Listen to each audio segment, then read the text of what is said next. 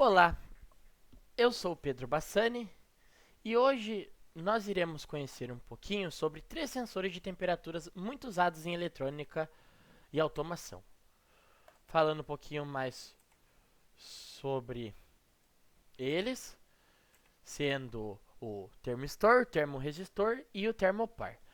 Eles transformam a variação de temperatura em sinais elétricos diferentes, resistência ou de tensão.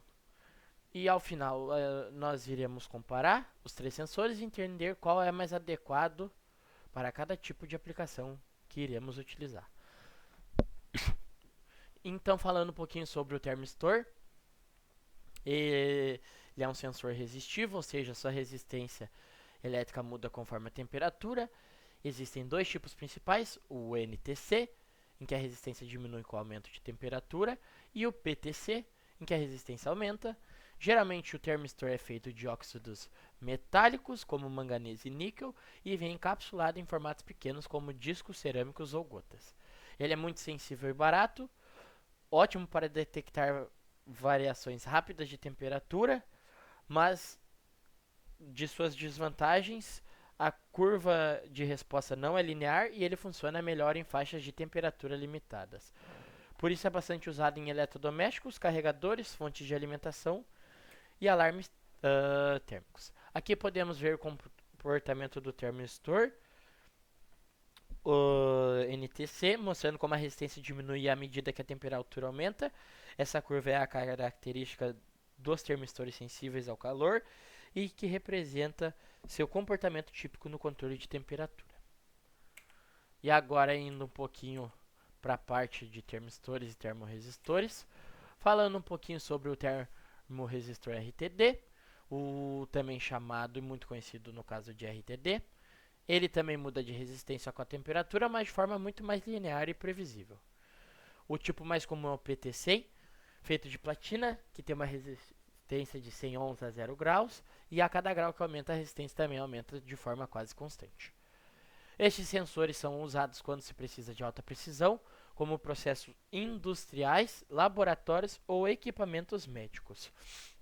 Por serem mais caros, eles geralmente vêm encapsulados em tubos metálicos ou de vidro para proteger elemento sensível.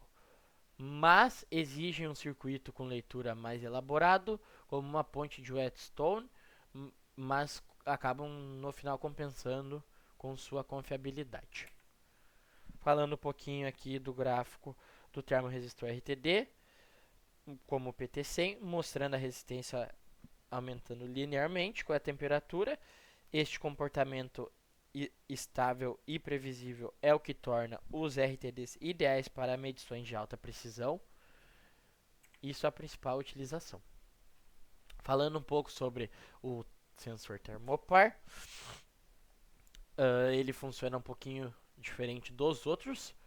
Ele é feito de uma junção de dois metais diferentes. Quando as duas extremidades estão em temperaturas diferentes, ele acaba gerando uma pequena tensão elétrica, que no caso seria o efeito Seebeck.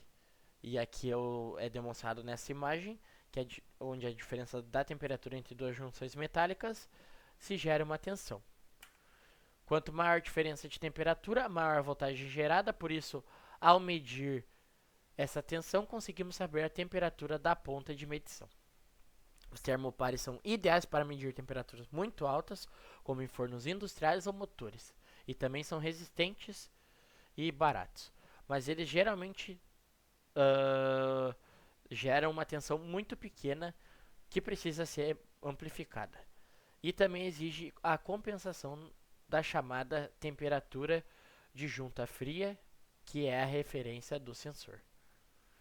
E agora falando um pouquinho mais sobre o gráfico, que aqui é notada a diferença de temperatura entre duas junções metálicas, que é gerado uma tensão do gráfico exposto na tela, em que a curva é crescente e é quase linear. E agora indo um pouquinho para a parte de tabelas, aqui temos uma tabela que mostra a relação de temperatura e a tensão gerada nesses casos. Ela mostra a tensão gerada em milivolts para cada temperatura medida. Por exemplo, a de 0 graus Celsius a tensão é de 0 milivolts. E já na de 90 graus Celsius a tensão sobe para 3,682 milivolts, sendo dados fundamentais para calibrar o sensor e interpretar a leitura corretamente. E agora falando um pouquinho mais sobre o comparativo entre os sensores.